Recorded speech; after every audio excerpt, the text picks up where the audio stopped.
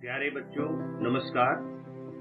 आज हम इस वीडियो में मच्छर और मच्छरों से होने वाली बीमारियों के संबंध में बात करेंगे।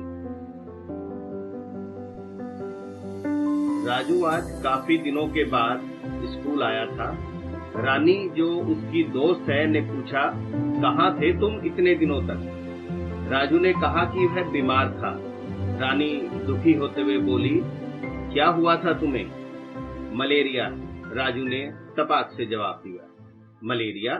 वही बुखार जिसमें पहले ठंड लगती है फिर बुखार चढ़ता है? रानी ने पूछा। राजू ने कहा, हाँ। फिर खून की जांच करवाई तब पता लगा मलेरिया हुआ है। रानी ने पूछा, यह होता किसके कारण है?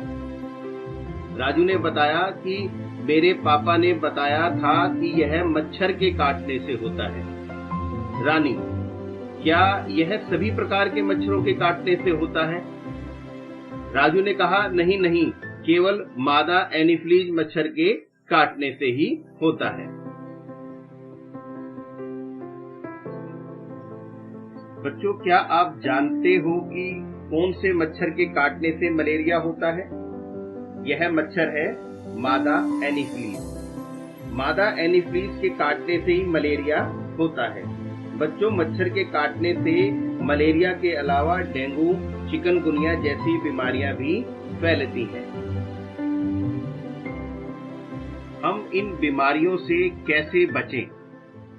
हम इन बीमारियों से तभी बच सकते हैं जब हम मच्छर को हमें काटने ना दें या मच्छर को कहीं भी पनपने से रोका जाए। आओ सबसे पहले जानते हैं कि मच्छर किस जगह या स्थिति में पैदा होते हैं। मच्छर किसी स्थान या वस्तु में ठहरे हुए पानी में पनपते हैं, चाहे वह पानी साफ हो या गंदा। जैसे गड्ढे में भरा पानी या उपयोग हुए नारियल में भरा हुआ पानी। जो खाली टायर डिब्बे हम अपनी छतों पर फेंक देते हैं, उनमें भी बरसात के समय में पानी भर जाता है। इसलिए टायर में भरे पानी के अंदर या किसी भी खुले बर्तन में भरे पानी के अंदर जो कई दिनों तक रखा रह सकता है, उसमें मच्छर पैदा हो जाते हैं। प्यारे बच्चों, कूलर मच्छरों की सबसे पसंदीदा जगह है, क्योंकि इसमें हम रोज पानी भरते हैं और यदि ध्यान ना दें तो यहाँ मच्छर जो है अच्छे प्रकार से पैदा हो सकते हैं, काफी संख्या में पैदा हो सकते हैं। इसके अलावा जो हम अपने घरों में, विद्यालयों में या छत पर जो गमले लगाते हैं और गमलों में पौधे लगाते हैं, अब उन्हें हम रोज पानी देते हैं और कभी कभी हम उनमें इतना पानी भर देते हैं कि वह पानी सूखता ही नहीं है। उस पानी में भी मच्छर पैदा हो जाते हैं। यहाँ तक कि घर में रखे साफ पानी में भी मच्छर पैदा हो जाते हैं। इसलिए जो पानी हमने घर के काम काज के लिए भर के रखा हो तो उसे हमेशा ढक कर रखना चाहिए। बरसात के मौसम में सबसे ज्यादा मच्छर पैदा होते हैं, क्योंकि जगह जगह पानी भर जाता है।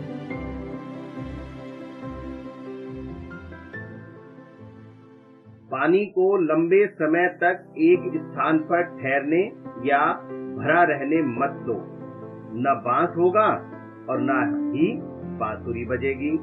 हमें कुछ बातों का ध्यान रखना होगा, जैसे गड्ढे में भरे पानी को खाली कर दें या मिट्टी डालकर गड्ढा भर दें। कूलर के पानी को सप्ताह में एक बार अवश्य साफ करें। यदि साफ करना संभव ना हो तो कूलर के पानी में एक बड़ा चम्मच तेल का डाल देना चाहिए, क्योंकि तेल पानी से हल्का होता है, इसलिए वह पानी पर तैरता रहेगा। खाली डिब्बों, नारियल, टायर आदि में पानी जमा न होने दें। घर में उपयोग के लिए भरे हुए साफ पानी के बर्तनों तथा पानी की टंकी को ढक कर रखें। डेंगू का मच्छर साफ पानी में ही पनपता है। सोते समय मच्छरदानी का उपयोग करें। प्यारे बच्चों, हमने जाना कि मच्छर के काटने से मलेरिया होता है, परंतु हमें कैसे पता चलता है कि किसी को साधारण बुखार है या मलेरिया है? यदि कपकपी वाली ठंड लगकर बुखार आता है तो यह मलेरिया हो सकता है, परंतु खून की जांच करवाने के बाद ही पक्के तौर पर कहा जा सकता है कि मलेरिया है या नहीं। और खून की जांच हम सरकारी अस्पताल, डिस्पेंसरी जाकर आराम से करवा सकते हैं। बच्चों, बचाव ही सही इलाज है, इसलिए मच्छरों से स्वयं को बचाना चाहिए।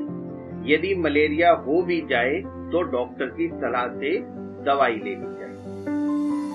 क्या आप जानते हो मलेरिया की दवाई किससे बनती है? मलेरिया की दवाई बहुत पुराने समय से सिनकोना पेड़ की छाल से बनाई जाती है।